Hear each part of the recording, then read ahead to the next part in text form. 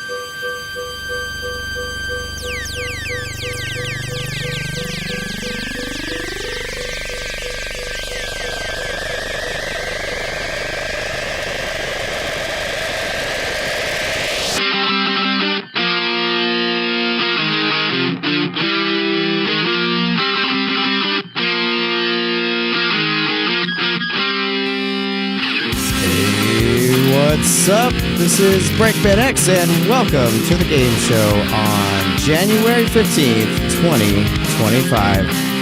How's it going, everybody? Doing pretty good. Great. Yeah. Very, very nice. And, of course, we've got Jack Burton. Hey, Break, what's going on, man? Just another cold week here in Kansas City. For sure. And of course, we've got Maul is not here, actually. Maul is on vacation and doing some family things at the moment. But he will be back shortly next week. And we have his picture there just in honor. And then Logan, how are you doing? Doing fantastic. I'm excited for the show tonight. Awesome. Fabulous. And Darria. Doing pretty good. Had Awesome. a good week of technical directing, so I'm excited to talk about video. Awesome. Very, very nice. And of course, we have our special guest we're going to get to here shortly. We're asked to do a brief intro of the show, so I'm going to do that really quick. So the game show is a celebration of video games and our collective interests mixed with a healthy dose of humor while bringing in our favorite people in the game and movie industries as our guests. I started the game show with Richie as my co-host on September 28th, 2002. We quickly developed a community of tight-knit gamers and earned a Halo 2 interview and trip to Microsoft after I made fun of Halo enough to warrant rebuttals directly from them. This plus our Penny Arcade interview saw our site quickly take off, and the show continued to grow until I ventured into Hollywood in 2008. We did our show under Padinga off and on until around 2003 when things went dark on the video game front.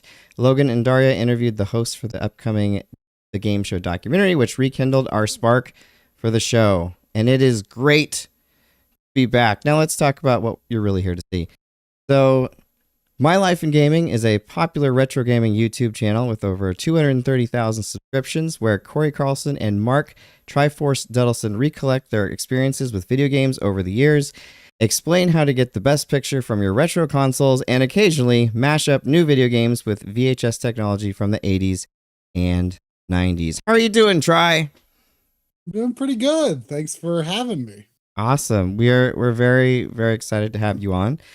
And I just wanted to say, you know, to me, My Life in Gaming and your videos are a celebration of gaming. They remind me very much of the friend group that we kind of had in college. And they make me excited to play video games, which I think is a wonderful thing that those videos can do. And I wanted to mention, it's kind of a funny story how I discovered you guys. So I had this crazy throat surgery in 2018. It was like this emergency or whatever. And I was in bed for this long time. And I found My Life in Gaming and I watched literally like all of your videos. So as I was recovering... No. Don't watch the early ones. I like the early ones too. It's fun to see you guys. It's fun to see you guys' progression through the years. So, awesome. Well, Jack, do you want to go ahead and start us off? Yeah, sure thing. So, I first off, Try, big fan. Why don't you tell us a little bit about how you got started and how your actual life in gaming began? I mean, I was actually kind of trying to figure this out pretty recently. Like, what was the exact year like I first played NES and got my NES? And talking to one of our Patreon supporters who was talking about how he got his NES in 1989 for Christmas. I was also thinking about the acceptance speech for Game of the Year from I think his name is Nicholas Doucet, the creative director of Astrobot. He like dropped that stealth mention of Nintendo in his acceptance speech, saying, I got a gray box for Christmas 1989. It came with this really great game called Super Mario Brothers.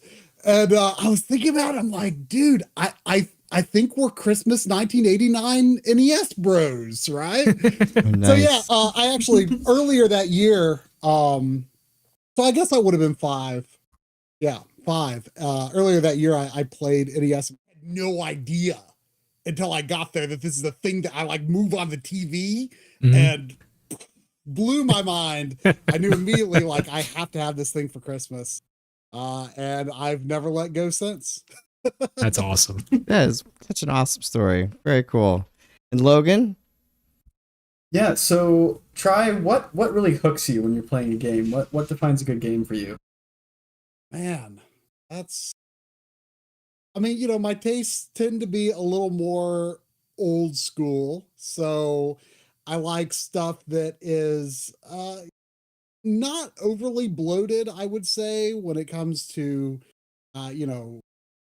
mechanics and game design. I mean, I do like something that's meaty enough to hook you, but overall, I think that simplicity is good design. I always, think back to how developers came up with gameplay depth on, the NES, which is a controller with a D-pad, 2 buttons, and then 2 little buttons that you don't want to have to press too often because they're out of the way.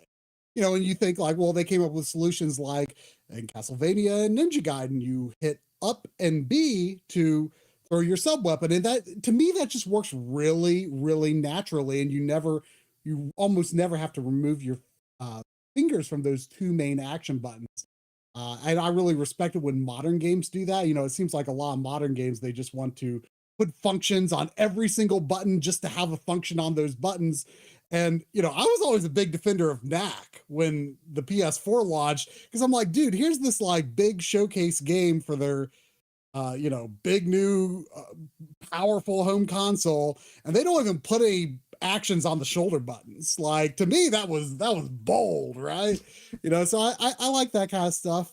I'm right now, kind of the main thing I'm playing through right now is Fantasian, which I am absolutely loving. I mean, I haven't played an RPG like that since, 2000 pretty much.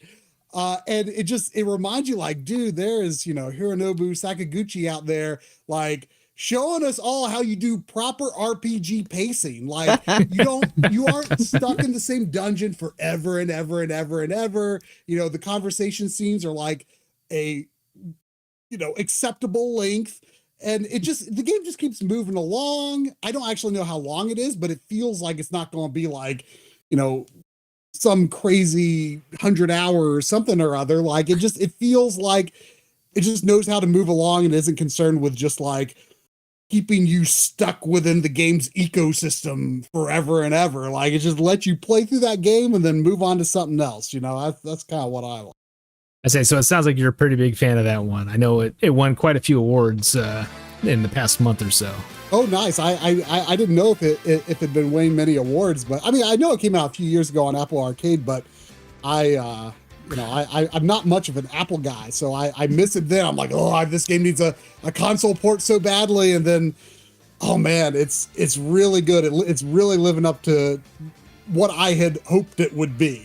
Yeah, I think a lot of people picked it up when it got the first console ports earlier this year. So yeah, it's a pretty great game. As a big Sakaguchi fan myself. Yeah. And it has no boot. Oh, go ahead. Oh, I was just going to say, every time I finished the last story, I've not finished Lost Odyssey, but I really liked what I played of it. Like, I always used to question, like, was Sakaguchi like great at Square because of the people around him? But then like when he set off on his own, and we've gotten games from him very sparingly, I would say. But every time he does, like, it just reminds me, like, dude, this guy is just really good at what he does. Like, I know he's mostly the producer on these games more so than the director, but like you can see like that hand that is going back to, this style of story and stuff that was being told in Final Fantasy IV and the lot. And you can see like, yeah, Sakaguchi like can stand on his own 2 feet without Square. But it's really cool to see Square Enix publish Fantasia. Yeah. Yeah. Real quick, I got a couple of comments here in the chat. Captain Swag 101 says, "My life in gaming really helped kindle a love for retro games. I grew up in the 2000s, so my main focus was GBA, PS2, and DS, but their channel really made me take a closer look at the classics." That's really cool to hear. Nice. And Storm Eagle 0083, been watching My Life in Gaming since the RGB Masterclass of the Game Boy Color, and Game Boy Advance, and that got me hooked. And that was certainly the most difficult video I had done yet at the time. That big Game Boy video, but I was really proud of it for that finished. I felt there was at the end of that video, like I just felt so like almost emotionally connected to this huge project I was undertaking, and I felt like I needed something really special for the ending. And it doesn't look that great now. I could do a better job now, but I had this like super tight close-up shot of the DMG screen of the ending of Super Mario Land, which has, I think, one of the greatest pieces of music in all of gaming, the credits of Super Mario. I just love that ending. And I was like, it's going to take a little extra time. I mean, it's not a long game, but I'm like, I'm going to play through this whole game and hope that I then set the system down in the exact right place to get this shot before it's too late. A lot of times, like, I'm like, oh, that's too much effort for that one shot. But that time I felt like I need to do something like really meaningful to me to finish this episode with, because then like I feel like I can accept like, okay, it's over. I can move on past this thing now, Like I had to do something really special for that ending for me. So kind of jumping off of that, like trying to get the shot, like your videos have a lot of really great cinematography and just skill with video in general.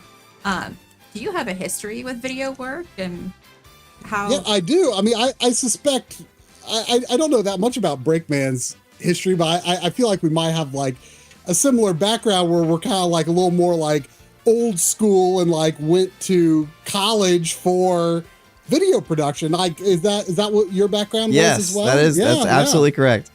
Yeah, so Very I mean, cool. it's really funny to think about, because when I was getting ready to go to college, I didn't really know like, I want to lean more towards art, animation, video, and ultimately ended up going more toward the video side. But I did like, I took a lot of art classes, and one of the reasons that I went where I did was because there were some like computer animation classes offered, and that was something that interested me. But yeah, I mean, I did video in high school, and then I was like, well, I like doing that. But it was such a different time. I mean, we were still learning tape editing and stuff like that. Mm-hmm. And it was an unusual skill, like shooting video, editing video. It was not something everyone really set out to do back then. And even when we started the YouTube channel, I mean, I graduated from college in 2006, so we didn't start the YouTube channel until 2013. If I'd started sooner, I could have been like one of the OG, retro YouTubers. But I bided my time and, I guess let my experience develop. It was good to have the experience of, working for a while, and then, I think I was able to do much more what I would have wanted to do on YouTube than I probably would have done something stupid I'd be super embarrassed of if I started in 2006. But yeah, it's just, even when we started in 2013, like we were like, Coury also has a video editing background, and we were like, this is kind of like an interesting hook for a YouTube channel, like people who actually have like a background in video editing and video production and stuff like that. Like, it was, if you look at some of those videos, you wouldn't actually think that we had those skills. You listen to some of the audio quality that we let fly. Not that neither of us are audio engineers by any stretch of the imagination. Audio is always a weakness.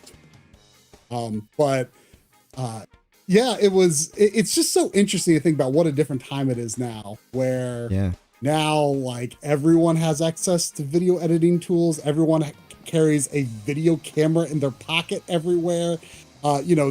Social media managers for companies all over the world, like they learn these, video skills. There's a whole subset of, video maker YouTube channels that, review gear and stuff like that. So it's just, I definitely come from more of that old school era of like where, you learn video the traditional way. It's just crazy to think about how common it is now. Definitely. So I love hearing you talk about the medium of video games. It's something you say on your videos quite a bit. So what is unique about the medium of video games to you? Is unique. I mean, obviously, interactivity. I mean, that's the easy thing to say. But I think that when I think of what I want to see in a game, I often want to see things that only video games can really do. So we were actually just talking about this pretty recently. We were streaming the new version of Ys the Oath and Felghana on our stream on Sunday. It's a great game, relatively fastly paced and stuff. But, there's still like a lot of like moments where it just kind of just gets bogged down and talking. And also, they were, touting this big new feature. Oh, Adol can talk. He has a voice now. And it's like, okay, great. Some people, I think, I'm, no offense to anyone who just hates silent protagonists, but I love the idea of silent protagonists because not every game needs it. Certainly, it's not the right fit for every game, but I do think that if your game can get away with a silent protagonist, I think it's worth seeing if that's a good fit for your game, because it is a storytelling technique that only video games can really do. And sometimes I feel like when a character feels like they should have been a silent protagonist, and then they start talking, like sometimes it feels like putting words in my mouth. Like I am, projecting myself on this character and you're saying things that I wouldn't be saying. So I definitely, things like that, things like environmental storytelling. The first time I remember really taking notice of that was like Metroid Prime, which is really maybe not even the best example of it, because you like scan the thing and then text appears. So it's not really like storytelling told through just like things that you see in the environment. But yeah, so like anything to do with storytelling, anything to do with like sense of discovery, those are things that are really hard to do in other mediums. Like I guess with like sense of discovery, like you could have like a detective story or something where you're like, you are thinking through the mystery as it's coming at you in the story. I'm not very good at thinking ahead in stories like that, so I almost never see it coming. But so I don't know. It's like even with something like that, there's less gears turning in your head. Like I always want to, I'm just thinking like, what can a video game do? Like, okay, cutscenes are great, but that's something a movie can do. Like, how can video games tell their stories in ways that isn't like what another medium could do? Yeah, I kind of get what you're saying there, and I just kind of extrapolating on that a little bit. Like, you're much more of a Gordon Freeman kind of person than maybe say a Cloud Strife or somebody where they actually have dialogue. And I think part of that is with video games. I love Final Fantasy VII though. Don't get me. Oh wrong. yeah, no, don't get me wrong. I love Final Fantasy VII too. But when you have that silent protagonist, you can kind of put yourself in that character, and you can't really do that in movies. Right. Video games, maybe books, if there's like a first person protagonist or narrator anyway. That's kind of the only place you can really do that. Yeah. I love that we're just even having this conversation. I mean, I think a lot of maybe the younger folks, like now it's pretty common to talk about video games as an art form and explore them in that way. But growing up, I think most of us in this room, that was not something that was talked about a lot. So it's really nice to see that conversation, and I love how My Life in Gaming brings that in. Yeah. Back when I started, you think not started, but you think about like the first Doom. It's like, oh hey, you're on a base in Mars. It's like, okay, what the heck happened here? There's just zombies all over the place. Just shoot everything, mow everything down. But there was really no storytelling other than, hey, guess what? There's a pentagram over there. That's pretty cool. Spooky. Yeah. Oh yeah. There's a comment here actually about Subnautica. I'll read it real quick and I'll say what I think about Subnautica. But Captain Swag 101 says, I felt that way about Subnautica Below Zero. The first game had a silent protagonist and it was exploration focused. BZ added more explicit story and dialogue, and I feel like it takes me out of it. And I haven't gotten too far into Below Zero, but I have played a little bit of it, and I've played a lot of the original Subnautica. And yeah, I totally agree. Although I like both games, the original Subnautica has a really nice atmosphere, just being able to explore things, that sense of discovery that Try mentioned. And that really is like a serious art form to get right and immerse you in that way and make a world that the players just naturally want to explore and dive deeper in. That's all like curated. Yeah. Well, and speaking of going, I mean, Logan went to college for game design before transitioning later in film, so he has a deep understanding of all that. But Jack, do you want to take us into the modern era? Sure, yeah. So, Try, obviously, you focus a lot on the retro stuff, but there's a lot of news going on right now around what's next, specifically for Nintendo. It sounds like we're very likely finding out something new tomorrow, as far as I understand. That's what the rumors are pointing toward. Yeah, the rumors, I just can't believe there hasn't been an official word, because usually like Nintendo will say, hey, we have a stream on this date. Now it might be like tomorrow or it might be the day after, but it's, they don't usually give too much headway on those. It's usually like, hey, it's tomorrow. It's weird to have not heard anything last I looked anyway, like no official. Weren't they kind of this way about the original Switch too, though? Like I remember them announcing it really late.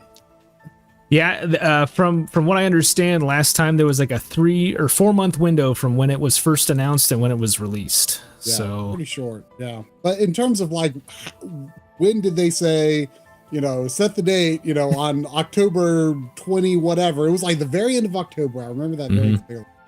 And they had their little reveal trailer.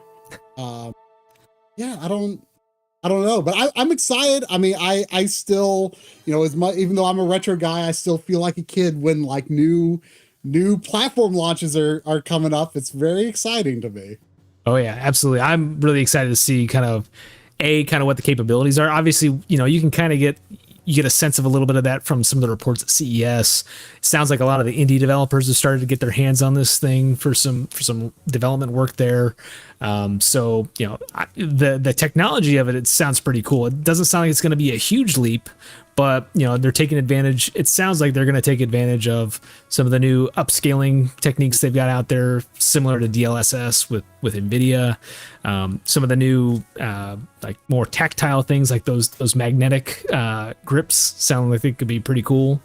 I'm just like you. I am very excited. Whenever there's new hardware, like I get really giddy. It's like, okay, I'm gonna this is the one thing I can still go out at midnight and be like, all right, I'm gonna get mine. There's nothing better than opening up a new video game console. I mean, it's just like the greatest experience. Yep. So I guess my other question too: do you think the Switch 2 cartridges are gonna taste any different? Ooh, that's the really important one. I've never sampled one for myself. So It's I've always been curious what my dog would do if I dropped one. I would hope she wouldn't eat it. yeah. But yeah, I mean, I hope they're, some kind of new, faster technology. I mean, they're going to really need that as game sizes are going up, and I don't know what they're going to do about internal storage or the rising cost of the physical media.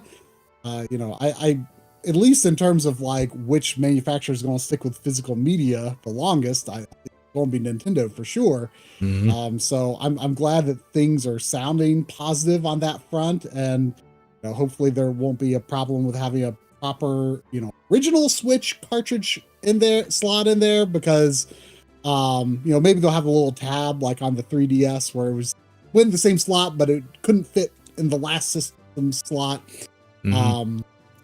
I mean, there's one or two games, mainly Echoes of Wisdom, I'm like holding off playing until the Switch 2 because I'm not that big of a frame rate snob, but the way the frame rate problems manifested in the Link's Awakening remake drove me nuts.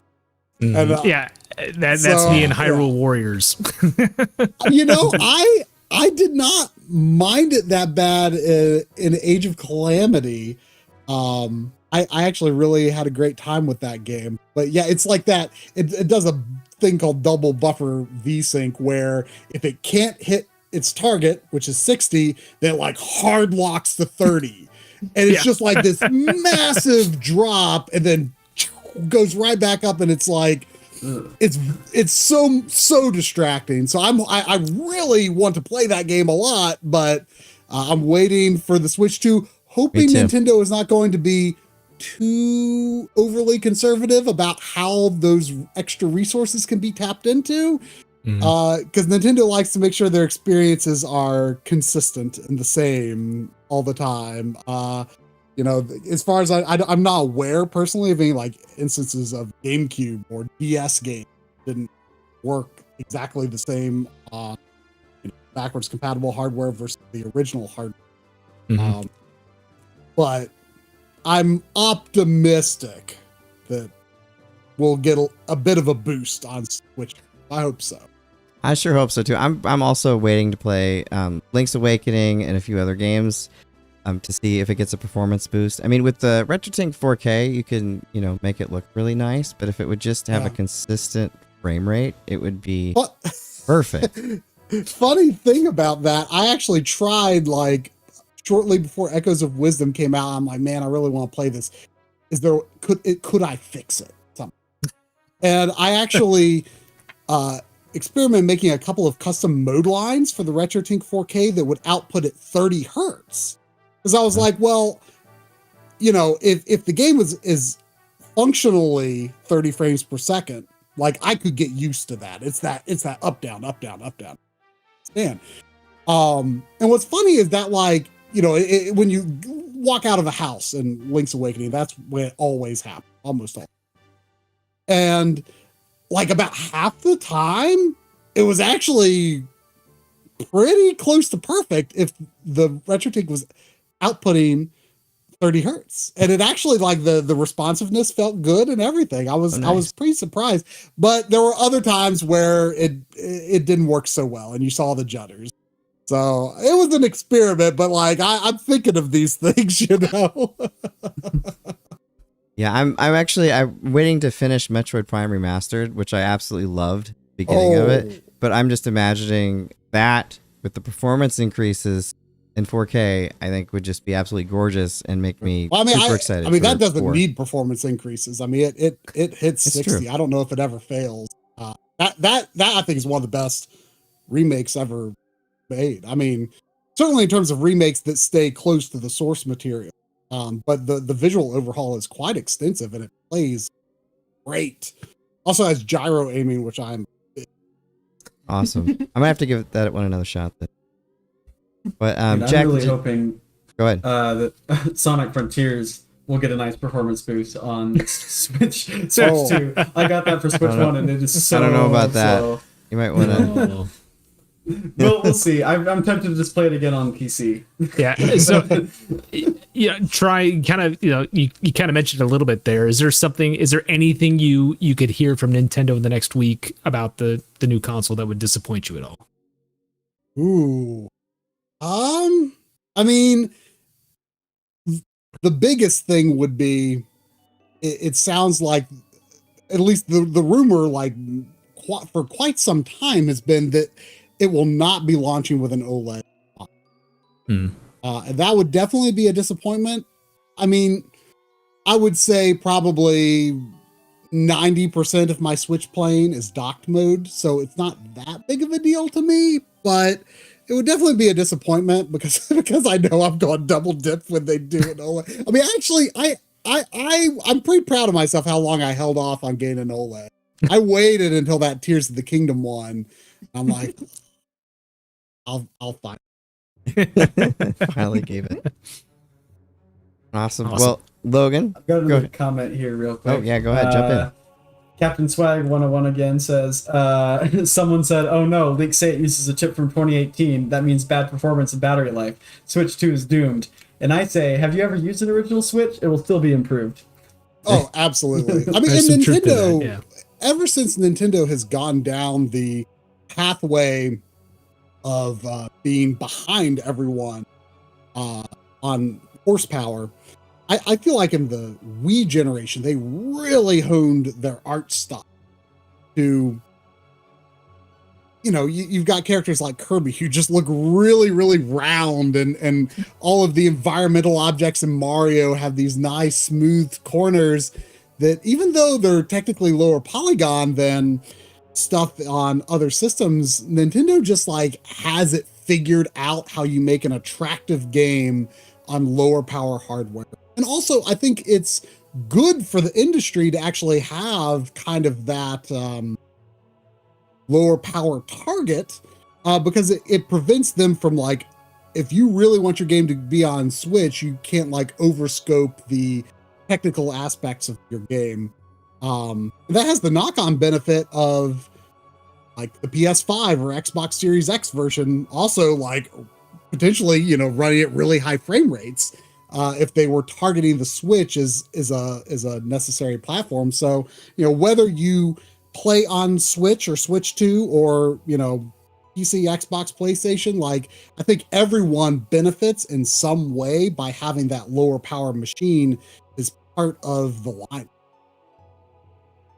Really good point. Yeah. Logan? All right, so next question here. The backloggery is a great tool for keeping your gaming life in order. How did that come about? I use it. I do. I'm joking. I mean, a lot of people, as soon as they see that there's no like database, like you have to type everything out yourself, like people are just like hard no. And I don't know that. I'm not as tuned into what the actual roadmap is for the site these days as I should be. But I think there are plans for, if not tapping into another database, like kind of having it be self-generated by, what other users have on their backloggeries. And you can, I like it because you can, if you don't want to call the game Pokemon version or Pokemon Blue version, you can just call it Pokemon Blue. Because why did they stopped putting version on the titles of those games because it sounded really stupid. So now you can just, I like being able to like kind of customize in little ways like that. But anyway, how it started, back in college, me and my friends, Trumbull and Xavian, we were, part of just kind of like a little private message board group that kind of spun off of a IGN forum that we had been on as friends since it was 2001 for me, because I remember very specifically like starting to use that forum like the month the GameCube. And the people like the tight-knit group there got tired of the IGN forum, made their own private forum, and me, Drumble, and Xavier were just really good friends, and we kind of got tired of that private forum after a while, and we just kind of made like a blog to like just chat amongst ourselves. And we started doing this thing that Drum had kind of started doing and kind of roped us into, where we were like actually tracking our backlogs and trying to beat our games. And then every time we beat a game, we made like a post to talk about our thoughts on it. And so we actually, on this blog, it's still floating around out there, we actually made like posts for, our whole collection for, a system, PlayStation 2, GameCube, NES, whatever. Another post that was like the homepage to link all those other posts. This is how you had to do things back then, right? Yeah. And then, we would reference those old posts and edit them when we added new games, new systems, putting them into this table, very manual. And we did that for probably a year. And then Drum, actually started building the first version of the Backloggery. And, I was kind of responsible for like the sprite art and stuff. Over the years, he's like taught himself to be a way better like sprite artist than I ever was. I was never really that good at making some of the visual assets, honestly. But yeah, it was just kind of our passion project. And I'm not as involved with like the development these days, but I'm I guess one of the primary consultants, and I'm always involved with the live streams. I'm most of the time we're live streaming from my house, and so that's kind of the thing I do the most for the Backloggery these days. Which, by the way, like Drum and Xavier, they were friends that lived far away that I'd never met before, and then just through a whole bunch of crazy circumstances, Drum met his wife through the Backloggery. Oh, wow. We all became very good friends. She happened to live in North Carolina, so he moved to North Carolina. She started looking for jobs in places not where she was, which ended up bringing both of them close to me. So now, cool. We do local streams every week. Drum and I do movie nights every week. It's a surreal thing to think that, this started as an internet friendship, right? And that's just awesome. Through sheer coincidence, now I've got couch co-op buddies. That is so cool. What an awesome thing to come out of the Backlogger. Really awesome. But Darria, do you want to go ahead and continue us forward? Yes. So My Life in Gaming has a lot of great music on your videos. What are some of your favorite soundtracks, and do any of them elicit special memories for you? I love Final Fantasy soundtracks. I love Kirby soundtracks. Those are probably like right at the top for me, Kirby and Final Fantasy. Unfortunately, especially when it comes to newer Final Fantasy games, I'm kind of cautious about using the music, because one time we did get flagged for having a Final Fantasy 16 track. Oh, wow. In a video. And then like they got this new function where they can like scrub it out, and like, but then your voice sounds really terrible. So, yeah, that happened in one video. I've avoided Final Fantasy 16 since then. Been a little scared about 14. I love 14's music, but special memories. For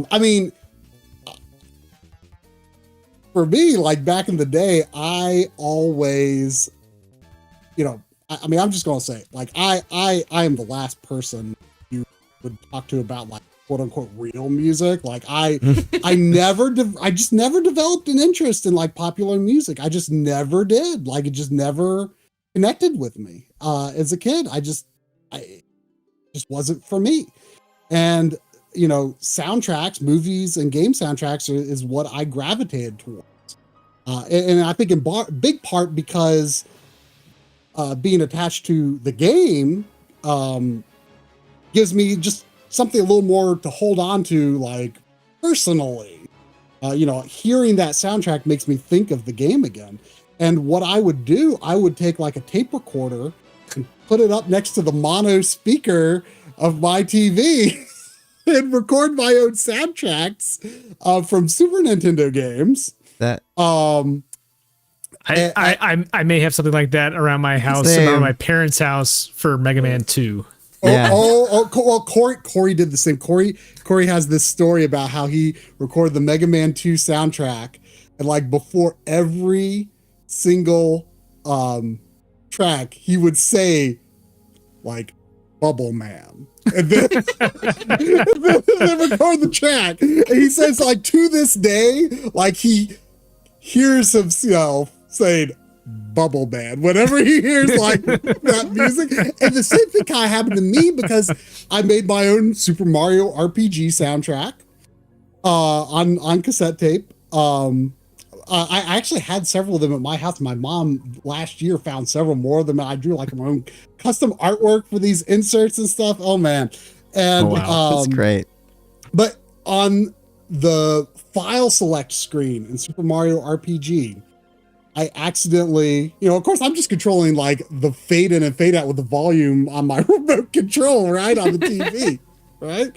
And I accidentally raised the volume instead of fading it out. And to this day, when I hear that part of the file select track in Super Mario RPG, like my brain fills in the gap where like it goes up for a bit before it, like, I don't know. It's so weird. But what's crazy too is like before I even had like a real game soundtrack, like a CD, I was like, well, it seems like the thing to do because video game tracks, sometimes start off a certain way, and then sometimes that loop point starts at, they have like a little intro ditty, and that part never loops. Yeah. And then, they've got the loop, and you don't want to like cut it off right after the first loop. I mean, the Final Fantasy IV soundtrack did that, and that's pretty late. It's only one disc. It should have been more. But again, before I had any CDs, I'm like, well, and I'm thinking logically through this, like, I'm like, well, it makes the most sense to at least let it loop once. And then once the third loop starts, you fade it off. And then like, once I started getting CD soundtracks, like that's exactly what they do. So yeah. So, I guess I definitely have like a lot of attachment to those Super Nintendo soundtracks. Like I did Kirby Superstar. I did a lot of Kirby music also through the Super Game Boy, for the Game Boy Kirby games, Mario RPG, Donkey Kong Country. Yeah, I had a great time doing that. I listened to those tapes a bunch. I also like tended to listen to soundtracks a lot more than most popular music. Yeah, I would constantly listen to the Lord of the Rings soundtrack. Like, oh yeah. Dude, I have those. I love the score for that. Nice choice. And right now, like after I've done playing like a playthrough of one of the Horizon games, like or Horizon Zero Dawn or something like that. I love to just listen to the soundtracks and just relive the moments like playing through the game, like that I try to remember like where I was at or where when this music was playing. Yeah, exactly. And sometimes it's harder for newer soundtracks to really like get embedded in my brain in the same way that older ones did. I feel like, again, Kirby, I don't know if like Kirby music seemed that popular, but like it really speaks to me. I mean, it's great. I mean, how can you beat Green Greens? It's so joyful. It just makes you happy. Like Kirby music is like the ultimate like driving music to me. Yeah. It just keeps you alert and awake, right? That's Goemon is really good for that too. I've got, it's actually like one of the rarest things I own is like the Goemon 64 CD soundtrack. Like, oh no, like the last I looked at the price, like granted it would probably be hard to find a buyer in the US, but like Japanese Yahoo auctions, I mean, it's going for like it was going for like $1,000 like 5-6 years ago, so it might be even more now. But yeah, that it's got like those crazy like the impact song and stuff like da dash dash. Yeah, that's the one with like the opera and stuff, isn't it? Yes, yeah. Oh So my the soundtrack actually weirdly starts with the 3 vocal tracks. Even the one at the end. Oh, really? Wow. I think, well, maybe they saved that one for the end. I know it starts off with like the opening and then the Impact robot theme. And a friend of mine actually made a bootleg copy of my Goemon CD, and he had a alarm clock with a CD player in it, and he would like set it to play the dash dash for his alarm. That's a way to wake you up in a jolt for sure. Yeah.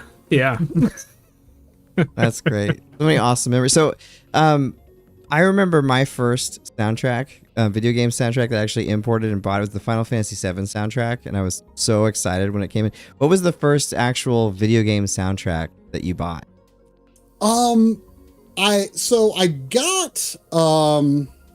I got my first CD player for my birthday in 1996.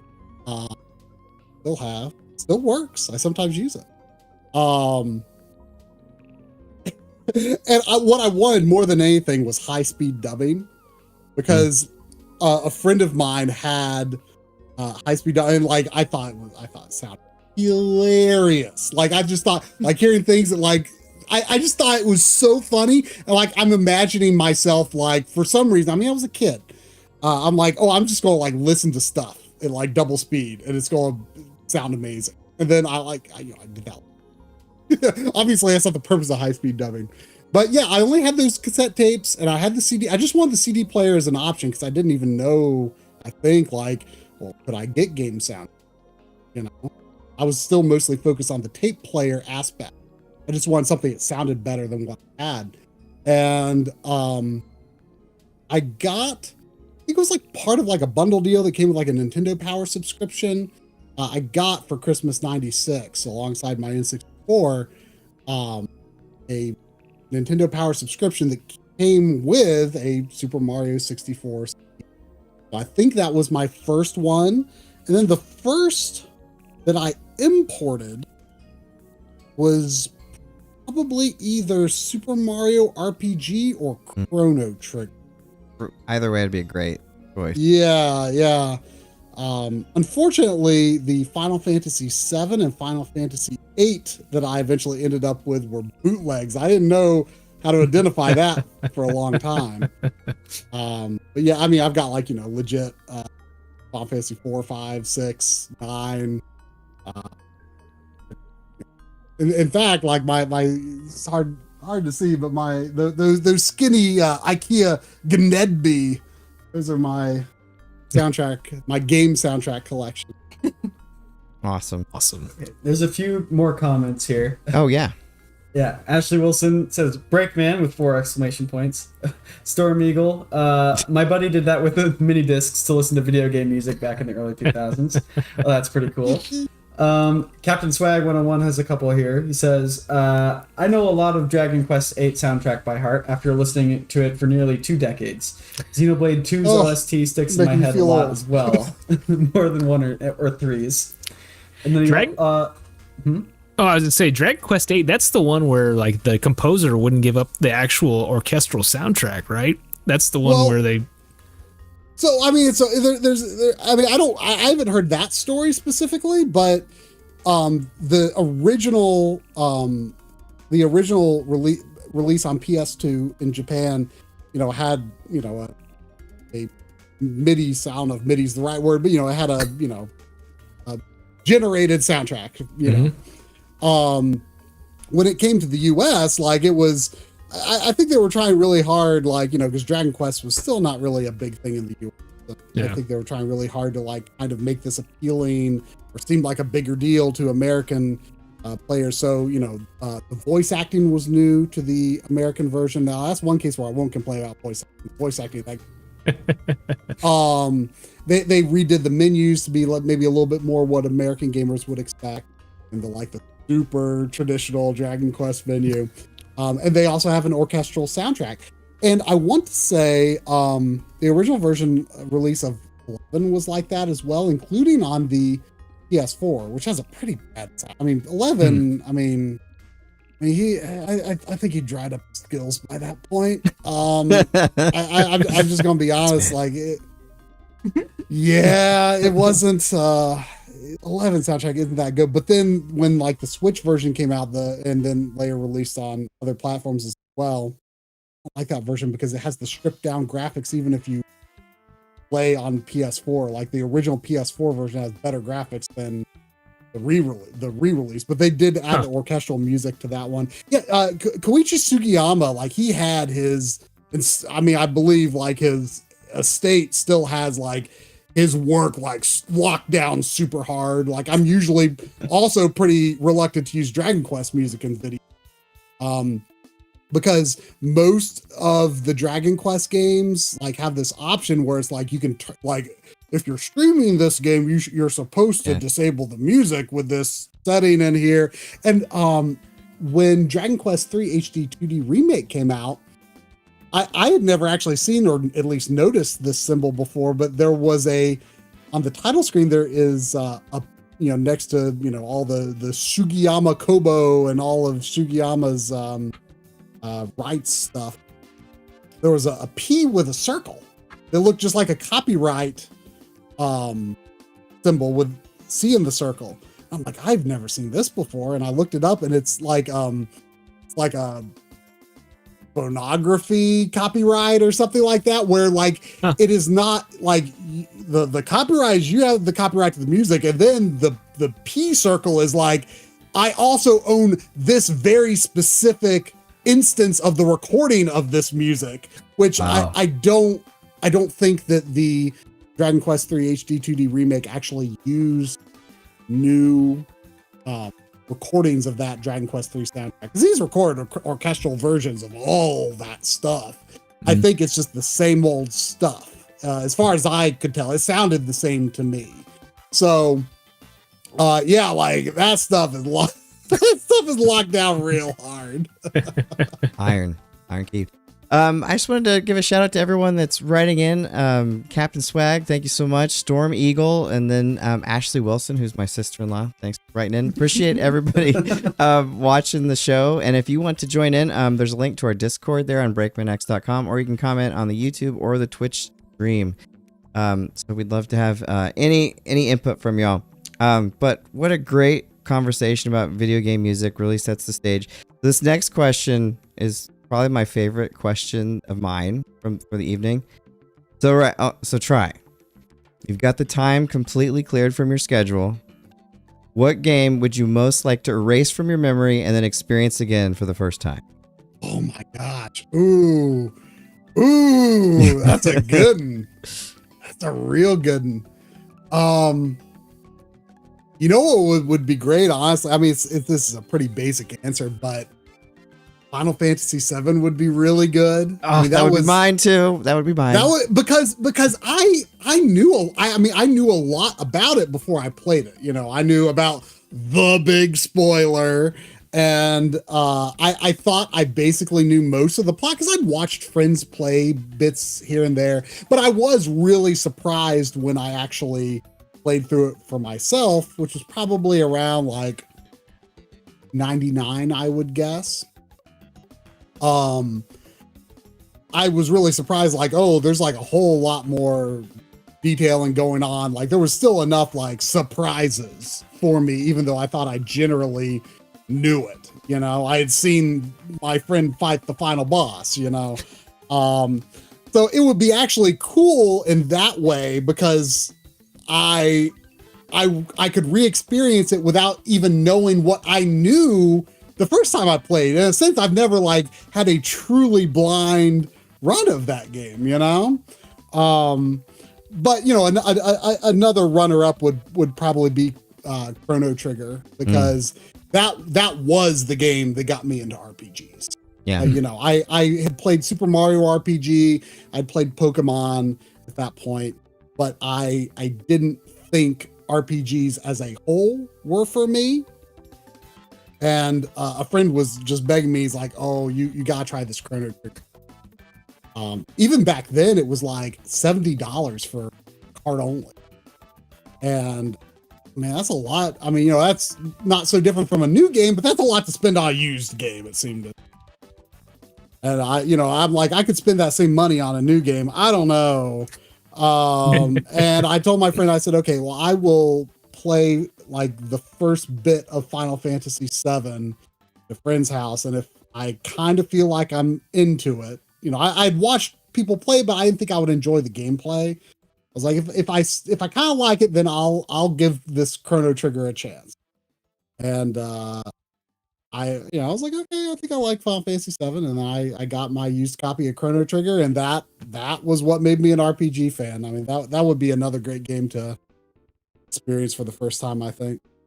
Oh wow, that's a great answer. And interestingly enough, we have the same history with Chrono Trigger and Final Fantasy VII.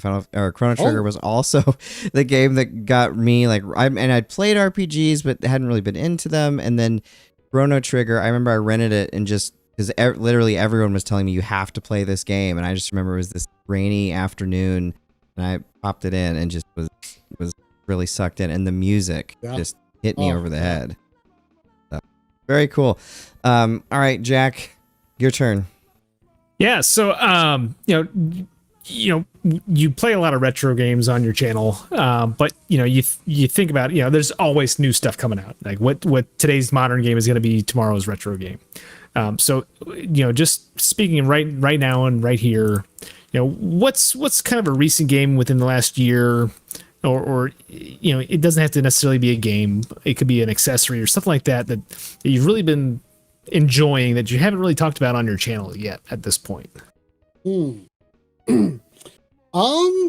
My game or accessory. I mean, we haven't done a lot with it just because it's a very difficult experience to convey to other people. But I did last year get a Quest 3 VR headset. Oh, nice. Which, I did not want that because like I have never liked social media. I mean, I was on Twitter for a few years and then got sick of it like 8 years ago. Like I've been done with social media for a long time. Like that was the only social media I ever really did. Some people might call like backloggers. Like backloggers is not social media. And even YouTube comments, but whatever. I've never liked social media. Never wanted to sign up for Facebook. Never wanted. I did not. That's not what I wanted to want. But I visited my friend John Linneman from Digital Foundry. I visited him in Germany almost a year ago. At this point, it was February last year, and Sony was still pretending to care about the PSVR 2 at that point. And I wanted to want the PSVR 2. I liked the PSVR 1. Mm-hmm. I wanted to want the PSVR 2, but man, I tried both that and the Quest 3 at John's house, and it's no contest. I know the PSVR 2 has that OLED HDR screen, but the motion clarity, and not just motion clarity, but also clarity all around you of the lenses is so much clearer in the Quest 3. There's the actual lens quality, it doesn't really seem terribly improved between PSVR 1 and 2. Still a lot of chromatic aberration. It feels like there's only a very narrow portion that's actually really clear, and just everything is clear in the Quest. And then, the ability to connect it wirelessly to PC, as long as you have good Wi-Fi with shockingly good video quality. I played the first hour of Half-Life Alyx at John's house. It's incredible. It's so good. It really lives up to the hype. It's just, PSVR 2, you couldn't use it on a computer yet at that time. But also just being able to do all that wirelessly. And, I was actually, I can't remember what the context was. I think this was on Sunday's stream. I was kind of talking about how, in a lot of ways, yes, there's innovation in games now, but for the most part, gaming on a flat 2D screen is a figured out. You have your twists on the formula, but the best practices are kind of unknown thing. Yeah. And VR feels like the space where you're kind of getting that, even though it's been around a while now, that like if you want to have something that really feels like a new frontier kind of experience, like that is where you're going to get that experience. I mean, for me, growing up, that was the N64 because I loved. I mean, and something I still love about the N64 is that, you know, they were still figuring it out at that time. You know, people think like, oh, like I can't go back to old 3D. I think those old 3D games are so fascinating because they didn't know what they were doing, and they just like they were figuring out as they went. Each game is kind of different, has its own character, and you can still play some of those games today and be like, oh, like this is kind of interesting because games these days don't do things this way. And it's not necessarily bad. It's just they decide that's not how we do it as standard now, right? So for me, like VR is kind of the place where you can still sometimes get that same spark that I felt in the N64 era. Yeah, no, I completely agree. Like I've played through Half-Life Alyx, and like between that, you know, you got things like Beat Saber and just all the other experiences they've got on there. It's something that when I first got my headset, I was really just like, I was in awe of what you could do and just how it was pushing different boundaries. And then the reality sits in, and I think maybe part of the reason it hasn't taken off as much as we thought it would is just, it does kind of like when you're in VR, you're kind of in that bubble. Like you're not really aware of what's going on. So like I've got kids, I've got a wife. So like I can't be in there for hours at a time playing something like Half-Life. I've got to be aware of what's going on, just because, you know, I can game, I can go down to the basement and I can game, but if I'm like completely enclosed in that space, it's, you know, bad things usually happen. Well, the good thing with having, you know, like a Quest headset is it's, you know, self-contained, runs off a battery. It ain't gonna last that long, so you can't just completely lose yourself for hours and hours and hours anyway. By the way, if you have the means to play Walkabout Mini Golf, that game is freaking incredible. I saw that on your 2024 year wrap up, so I want to check that out now. Oh, it's so good. Which, by the way, though, your wrap-ups is pretty much how I plan, like, what I'm going to play for the next year. I've done that, like, the last several years, because it always comes up with great stuff that I probably haven't played. So, thanks for that. Logan, you have a great question here about a level or experience. Yeah. So, describe a level or experience from a game that sticks in your head to the point where when you think good design, it immediately comes to you. Ooh, good design. I mean, I don't know if I would call out like a specific level necessarily. But you know, people who watch my YouTube channel are probably sick of hearing me sing his praises. But dude, Ninja Gaiden 3 for the NES is like secretly like got the best level design on.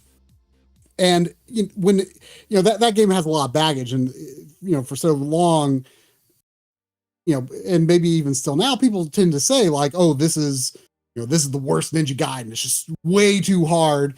And the reality is, the Japanese version is actually the easiest Ninja. It's not that crazy. The American version, they took away the infinite continues, they took away the password system that was new to 3 in the Famicom version, and they added additional enemies. But really, if you play the Famicom version and then you kind of get used to it, then you can kind of like I kind of understand like how these levels flow. Then the NES version actually is very difficult, but it is doable. And so I recommend everyone start with that Famicom version of Ninja Gaiden 3. And the level design in that game is just so impeccable. You know, I've always like kind of compared like Souls style games to like Castlevania in the sense that, you know, like it's a lot of it's about like remembering where the enemies are. You know, you're not going to get a lot of randomness that you won't know how to deal with. And as long as you remember where the enemies are and how they're going to come at you, you can overcome the challenges you've already overcome and then just, you know, get a little further, get a little further, get a little further. And Ninja Gaiden 3, I think, exemplifies that like best of any game on the NES, because if you just trust in the game designers and think, okay, I got this item. This item shoots off at an upward angle. This item shoots off at a downward angle. This one shoots thingies above and below me. Like, you know, there's I don't know how to describe what it is. It's just that item, you know, the thing. But if you know, you'll pick up these items from, you know, the candle equivalent, and then if you just trust the designers and when you see the next enemies come on screen, chances are they can be the next several enemies you will encounter will be extremely easily dispatched by the item you. Yep. So once you start to learn those levels, you just trust what's going on, and you just will have a lot more success in the game than you would imagine you could in such a brutally hard, tough as nails game. And just as a general rule, the Donkey Kong Country Super Nintendo trilogy, I've been railing against in the MLiG Discord today about Donkey Kong Country Returns. I hate that game. Like that game is my arch nemesis. I've played worse games, but that's the game I hate the most because it hurt my feelings. Okay, I had a great time playing that on the Wii. Oh well, you're a youngin'. No, the Donkey Kong Country trilogy, you know, I felt like I was for the longest time the only person, like, because I would see most people say like, oh yeah, you know, they were popular in their day, but those games were just about the graphics. I'm like, no. Those games are like the most impeccably designed platformers, and they just have this flow to them. And, you know, it's a very similar thing to what I'm saying about Ninja Gaiden 3, where it's like, you just trust in the design and you just flow through the level. I think a lot of people get that same thing out of Sonic. I don't really get that out of Sonic so much. Sonic's a little harder for me to really just like get into the flow of it. But Donkey Kong Country, like, is very good, especially in the sequels.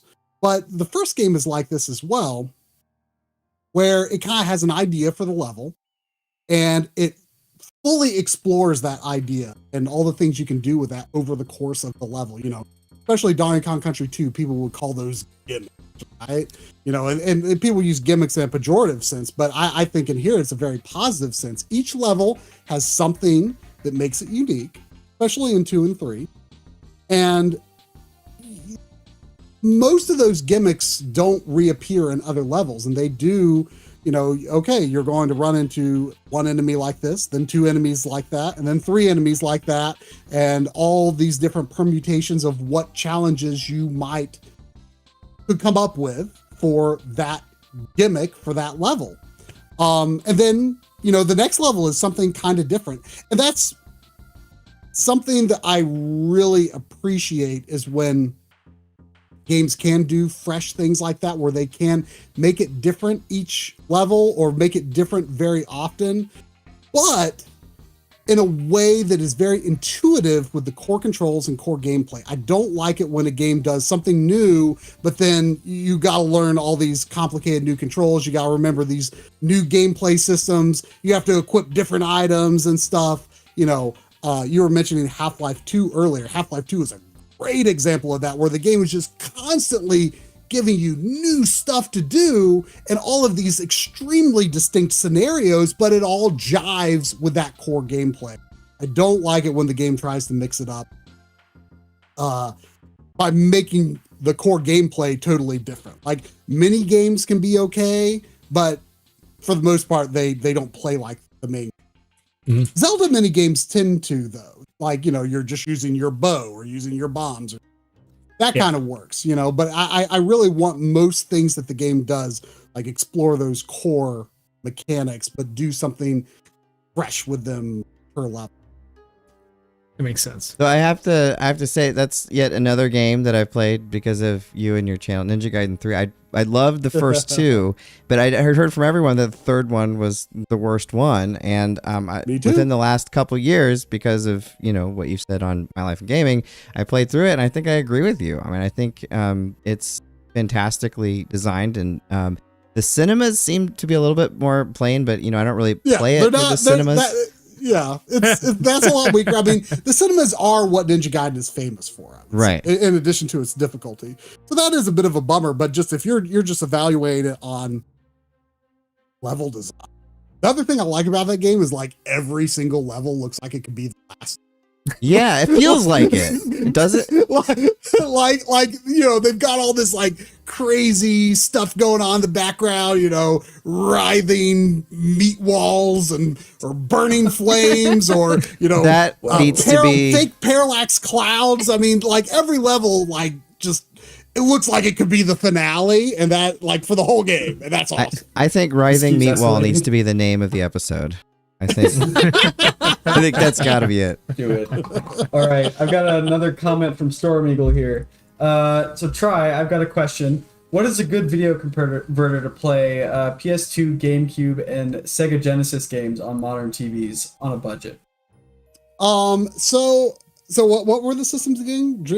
The PlayStation 2, GameCube, and Sega Genesis are the ones they list. Okay, see that it gets a little tricky when PlayStation 2 is part of the mix because most PS2 games are 480i. And there are means to force 480p, but because of the way PS2 works, like it's kind of broken in most games, whereas forcing stuff on GameCube and Xbox doesn't work. So yeah, 480i, it can be tough. So something I'm really excited about is that the RetroTink Mini has gone back into production. It's I looked at Mike's website, you know, the RetroTink website just the other day, and I think it was $100 now. I think you know the parts shortage initially killed it, and then I think everything else Mike was doing put it on the back burner. But that used to be my go-to product to recommend to, because I think it's it absolutely is the lowest cost scaler that I'm, you know, comfortable recommending because it doesn't have lag. And the results are good. You know, it outputs 480p, but it looks a lot better than plugging directly into your TV. It looks a lot better than one of the generic, you know, $30 scalers or something, and certainly has less lag than those do. It handles 240p correctly. And you know, that's if you're okay with playing in composite or S video, I think that's great. You know, especially for N64, that's like what I used to, and now will again, recommend is like the go-to thing for someone's like, hey, I just want to stream my N64. Okay, that's the composite S video. That's perfect for N64. So I think that's a really good starting scaler. The only caveat to that would be that for 480i content, like you would have on PS2, it uses what's called bob deinterlacing, where the scan lines kind of bob up and down. To me, it looks a lot like how interlacing looks on a CRT. So I don't think it's that bad, but a lot of people really can't stand it. And the other thing to keep in mind with it is if you have an IPS, if you're going to be playing on IPS LCD screen, oftentimes those screens are susceptible to temporary image retention caused by flickering pattern. If it's just like on one frame, off the next frame, on one frame, off the next frame, which is essentially what bob deinterlacing is doing. And it could leave you with like, you'll see like, oh, why is my screen like flickering in that corner? And it's probably because like the game had like a mini map in the corner that was there for a while, and it's just constantly, you know, bobbing between those fields. And so yeah, there's a few caveats with that. That is my go-to if you're on a budget.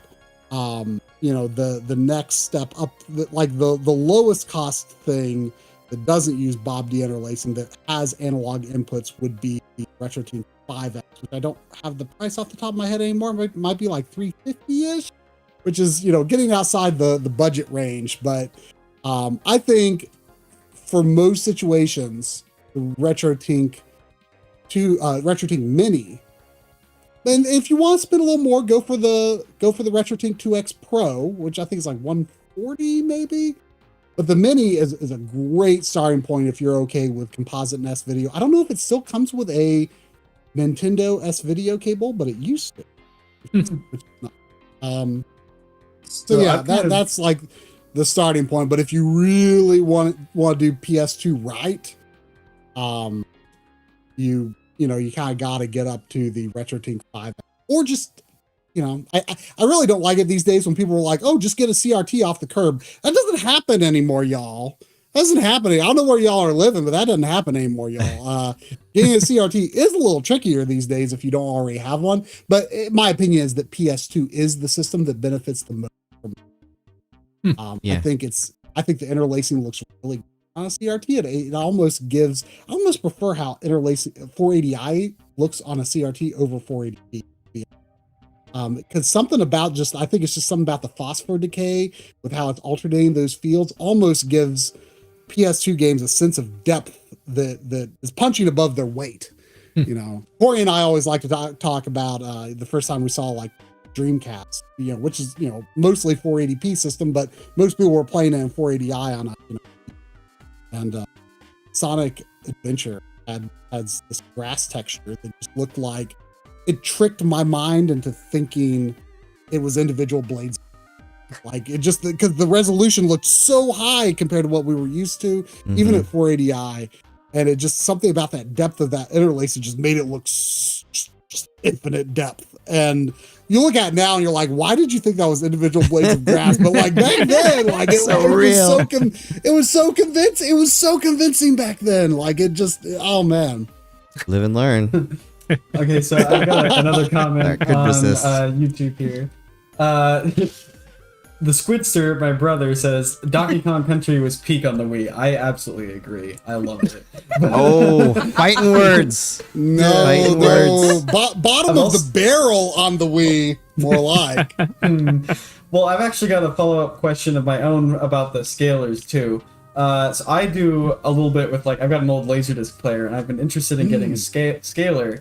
I was wondering how well the RetroTink works on video as opposed to games. So I'm going to direct you to the Retro RGB YouTube channel.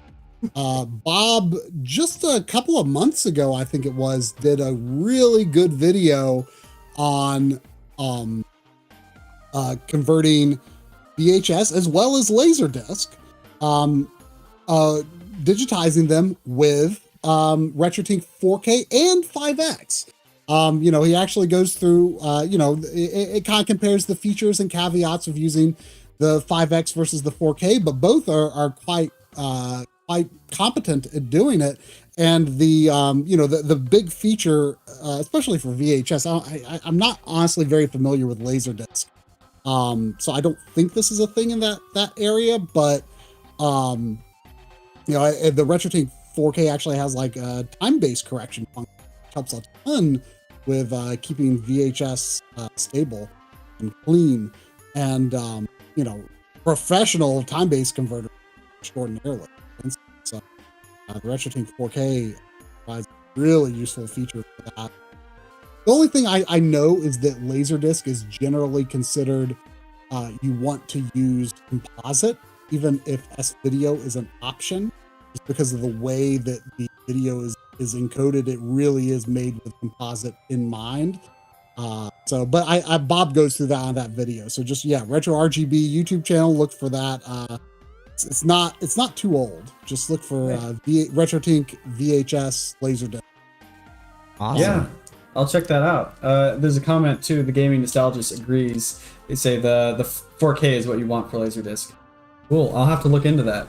4K is the amazing. The RetroTink 4K CE is coming out in a couple of months, I think, and it's going to be,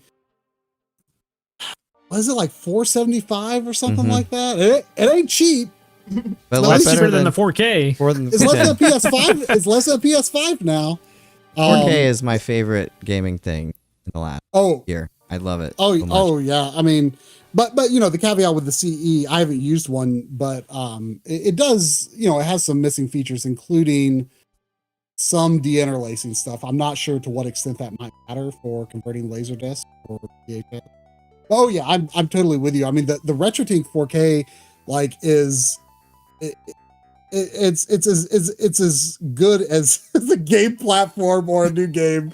Really, I get so much joy out of tinkering with it. Me too. like it's funny because like I feel like there's a lot of, I really love using it for like pre-scaling like modern retro style games if they, and giving them CRT effects and stuff like that, and doing the same thing with modded systems and stuff. And I've got like some presets, and I feel like I've promised before, like, oh, I'm going to make like a set of presets for, pre-scaling Switch games and pre-scaling PS4 games and pre-scaling like all of these modded HDMI systems. I never end up making those presets because like I like having my hands on the controls when I'm using it. I'm like, oh, okay, I'm playing this game, and this game, like for example, I played just because it was a pledge game. I played Jack 2 a few weeks ago. It was a pledge game from last year, but I played it this year. Don't recommend playing it. I have no nice things to say about Jack 2. About what I expected, to be honest, though. But, I thought it was time to judge it for what it is rather than what I was mad that it was not. Well, I think Daria's next question is actually about why Jack 2 is the best game of all time. Oh, no. Oh, no. So my sister and I grew up playing Jack, all the Jack games, fighting over the controller, everything, all of that. And probably the one that I have the most memories from is the first game. She kind of stole the controller more for the rest of them. But why do you think the Precursor Legacy succeeds where Jack 2 fails? I mean, I think it's and to be clear, I haven't played Precursor Legacy since it came out. I 100%ed it when it was new, and I've not played all the way through it since. So, that aspect isn't super clear in my memory, but, it's a whimsical, game that has, it seemed like Naughty Dog had an idea of what they wanted to do with, and, I think the, very, expressive cartoon animations, work really well in that game. And then when it comes to Jack 2, it's like just such a cynical game, and in what it is and how it presents itself, and it's just like it feels like they wanted to throw away all the fun and all the whimsy, and just chase the trends set into motion by Grand Theft Auto 3, and and then they put you in this dystopian futuristic city that's just so depressing, and it's just, but then you still have that like Looney Tunes animation, and it's like, who did they think this game was for? Like it's not like, that's not going to appeal to the people that like Grand Theft Auto, but maybe it appeals to the kids who want to be allowed to play Grand Theft Auto, but they aren't. I don't know, but it was I've already written my little bit for the games we played in 2025 for Jack 2. And it's all positive. Man, it's I mean, I skipped the game when it came out because I'm like, what? It goes back to what we were saying about like silent protagonists. It's like Jack was a silent protagonist, and I liked that, right? And then it's like, why does he have to be all, gruff and grumpy and have guns now? It's like why? Like, just so out of place. It's just, I don't have a problem with games, being like that, but it felt like they were just throwing away what they had built. And what prevented me from getting into those games? The first one I played was Jack 2, and I was like, I don't know about this. And for years and years, it wasn't until Darria actually told me to play Precursor Legacy, and then I found out that it's great. So very technically impressive too. Yeah, I mean, the seamless world and all that, like crazy. And there's like no loading time. Yeah, pretty amazing. Seamless.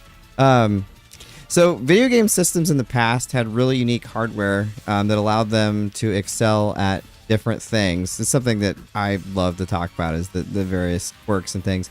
What are some of your favorite quirks of the video game systems of the past? Like something that one really did well that others did not for certain gens?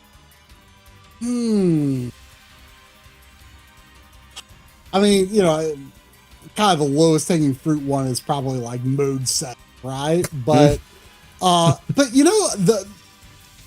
as time goes on, like I actually kind of start to resent mode 7 a little bit, because when you see 8-bit systems try to fake 3D, in some ways I feel like it looks so much more interesting than mode 7. You look at games like Rad Racer, something like that. You actually have like a simulation of hills just with this line scrolling effect on the NES, right? And with mode 7, all racing games became flat because it was just like the thing you would do on Super Nintendo, of course. There are some exceptions, plus, stunt racing effects, of course.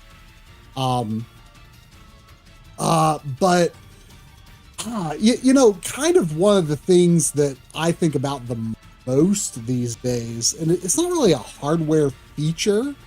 It's actually probably the worst thing about the hardware, but it gives the system such character to me. I freaking love the green screen of a DMG Game Boy. Oh yeah. I've really come to realize in recent years, just how much depth the low contrast nature of the screen gives the games that were designed for, because they were designed with that in mind. And sometimes there's a very sort of the backgrounds can be abstract, but in a way where your imagination really fills in the gaps of, you might just see the way that the clouds are lying over a mountain or something like that, or the mountain might not actually have much detail, but in your head you see so much more. And I did that video last year where I compared a bunch of games that could be played on original Game Boy, Game Boy Color, and Super Game Boy. And sometimes I think a lot is actually lost with that Game Boy Color conversion. Because they try to ground it more in a way that doesn't really work. And I feel like where your imagination fills in, I like to have that nasty green color. Back in the day, I thought the Game Boy Pocket was an improvement, because it's like in your head, you're thinking this is a black and white system. It's just that the screen wasn't black and white, and the Game Boy Pocket is closer to black and white.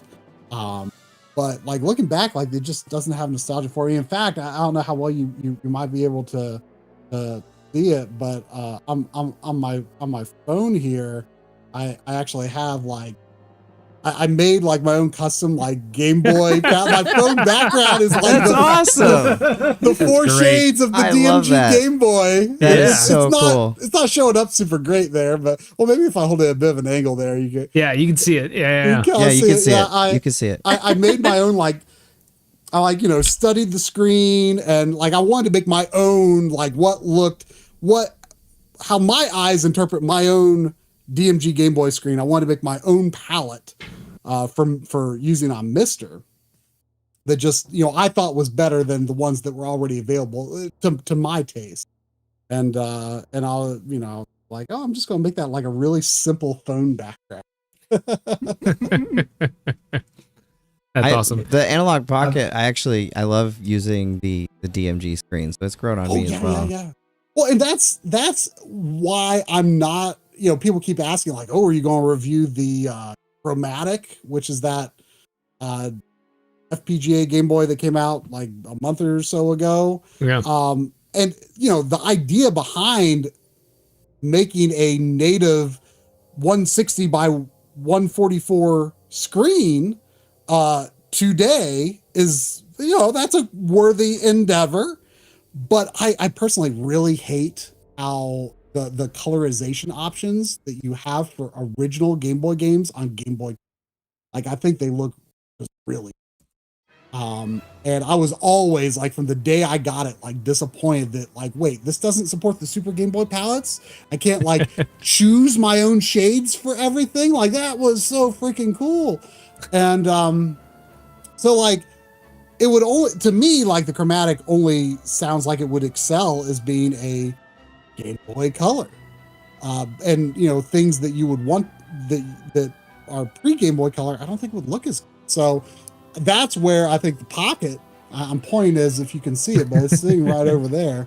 Because it's got that 1440p screen, it was super dense pixels. It can become a Game Boy Color screen. It can become a Game Boy Pocket screen. It can become a DMG screen. So that flexibility, I think, is to me the better solution. Mm-hmm. So let me ask you this, kind of just talking about that flexibility a little bit, just in another sense. So like one of the things that always, back in the 80s, especially, what really fascinated me with game development was you had arcades, and then you had everybody trying to make home console ports of those fantastic arcade games, and you came out with some wild stuff, like whether it was Strider or like, hey, how do we make Gauntlet into a home game when you don't have to worry about sucking down quarters? Not just the technical limitations, but just the circumstances of how you play on a console. Can you think of any games like that that really stick out to you, where you think the home version like surpasses what they did in the arcade? Well, I mean, the obvious one is Contra, of course. I mean, I think Arcade Contra is a terrible game, and NES Contra is one of the greatest games ever made. Yeah. I was actually not the biggest arcade kid growing up. To me, arcade was always like the one bright spot of going to the mall, because otherwise to me the mall was like, oh, my mom's gonna make me try on shoes. Like I thought going shopping was so boring. And like getting to go to the arcade was like the one thing. But like I never like spent a lot of time at them, and like I've never really been that good with like joysticks. I'm still to this day just not that comfortable with like arcade style controls. I much prefer a D-pad. So yeah, it was always cool to see like how arcade games were flashier, but I always preferred the home experience. It just felt better in my hands. Yeah. So I actually, I think this is an unpopular opinion. And especially like having played it much more recently. Actually, just a few months ago, we did it, Drumble and Lindis, and I did it on the Backloggery stream, the Ninja Turtles 1 and Turtles in Time arcade game. Yeah. Turtles 1, like the arcade, I don't know, it looks really good, but I don't think it's that good. I like the NES version so much more. I like I feel like kind of the field of view is a little more expanded because your turtle is a little smaller. The enemies are a little smaller. You can kind of see a little more of what's going on. The controls feel tighter to me. The new levels I think are really good. It's an unpopular opinion, but I do like that home version more personally. But I will say, like, arcade games in general, I've come to have a much greater appreciation of them in more recent years, and a lot of that has been born out of what Grumble came up with for, how he personally plays arcade games, and then how we do them on streams where we have to earn credits. Yeah. I think this is an idea that we might have originally gotten from it's actually not a game I have much experience with, but I believe it was Ikaruga was the first one I heard of, where like the GameCube version, at least, maybe the Dreamcast version, I'm not sure, like where each time you play, you kind of like earn credits. Oh yeah. Yeah. That, is a permanently saved to your file. Mm-hmm. And, I feel like that is very important. I don't think that just, popping in a bunch of quarters and, blowing through an arcade game is a very satisfying experience, even if you have the ability to do so. Virtual quarters in the case of emulation is what I mean. I wouldn't put a bunch of quarters into an arcade machine. I mean, as a kid, I always thought they were too hard. So I was like, well, why am I going to waste my quarters on something I know I'm not going to get very far anyway? So, but I always used to think like, oh, arcade games are just designed to be, but using that system where we have to earn our own credits, even if we're playing on Mister or something like that, as long as we get past the point that we died out at last time, we get one more credit per. And that has made arcade games much more engaging for me. And especially with the Mister, you know, having really taken off and being such a great place to play arcade games. In my estimation of arcade games is original. But I, you know, let me tell you, I'm going to be using my Nintendo Switch Online Super Nintendo controller on the Mister with them, not a arcade stick, personally, or the Genesis Nintendo Switch.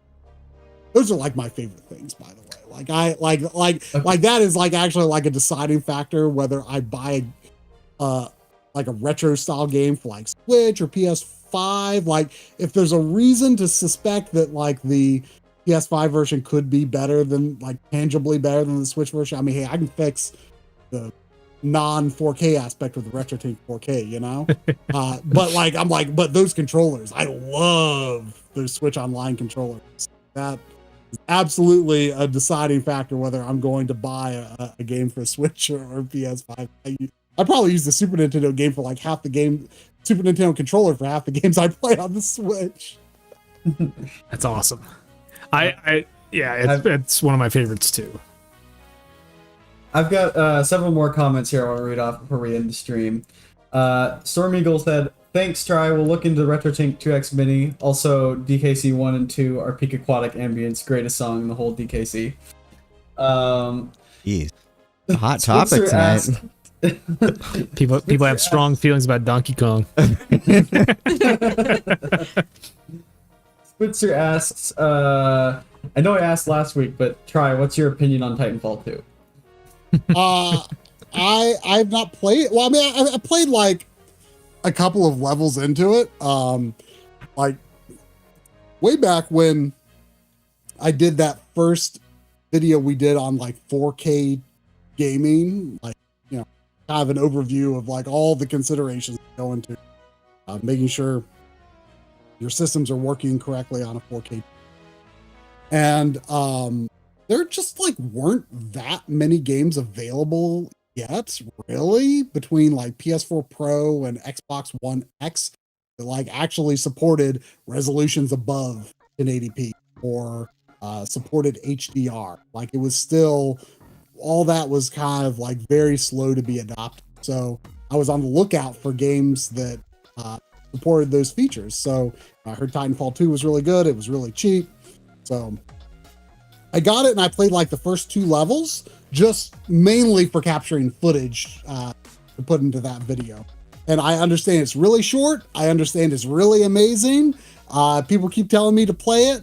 I already kind of know at least one twist in it, unfortunately. But like, yeah, I mean, apparently it's like a really standout first person shooter. So, I'm not, like first person shooters, like I like, but it's like not like one of my go-to genres.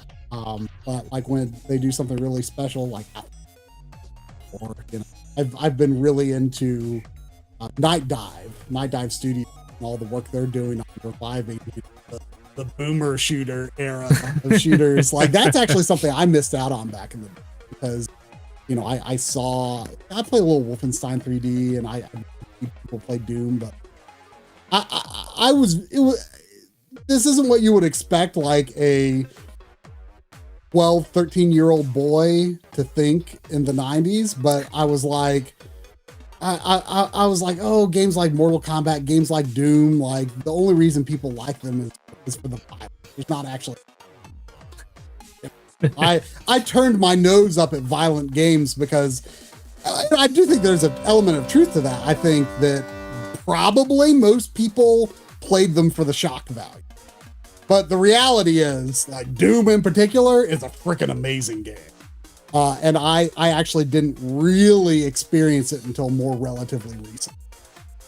So that, you know, Night Dive Studios is almost like a friend, like recommending all these retro games to me. Because I'm like, okay, these guys know what's like a good game to do a remaster of. Like, I want everything they do. And usually it's awesome. Awesome. But yeah, so I guess I'm more into like the older styles of first-person shooters. But I'll play a modern FPS here and there, and I should really prioritize Titanfall 2. Campaign's awesome. Campaign is one of my favorite. I'm not even a very big FPS fan, and I love the campaign. in Titanfall 2.